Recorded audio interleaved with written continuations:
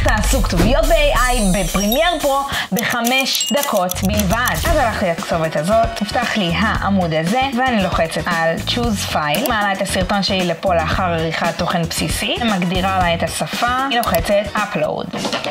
טופים. אז העלה את הסרטון בהצלחה, ואתם יכולים לראות שזה עשה כתוביות. פה למטה לוחצים על Download SRT, אנחנו גוררים את הקובץ SRT בחלונית של הפרויקט, וגוררים אותו לטיימליין שלנו, ונפתח לנו החלונית. וכאן אתם בוחרים מאיזה נקודה אתם רוצים שהכתוביות יתחילו. טיימליין סטארט, אוקיי, ובום, יש לכם כתוביות בדיוק בטיימינג. בוחרים את כל הכתוביות, הולכים לחלונית Essential Graphics, אנחנו רוצים שזה יהיה באמצע, לשנות כמובן את הפונט, גם את הצבע, ממש משנה את כל הכתוביות שעשיתם. ממש חשוב לעשות את זה שזה יתחיל מימין לשמאל, כי אנחנו בעברית. כל הנקודה, סימני שאלה, זה יעביר לכם מימין לשמאל. זה משדרג לכם את איכות העבודה בכמה רמות, וזה מקדם אתכם לעשות דברים אחרים שאתם יכולים לעשות, וזה מקצר לכם את הזמן משמעותי. אל תשכחו לשמור את הפוסט הזה כדי שתוכלו תמיד לחזור אליו, ותשלחו אותו לעוד אורחים ואורחות שישמחו לדעת על הטיפ המטורף הזה. וכמובן תעקבו אחריי לעוד טיפים מעולים כאלה, כי זה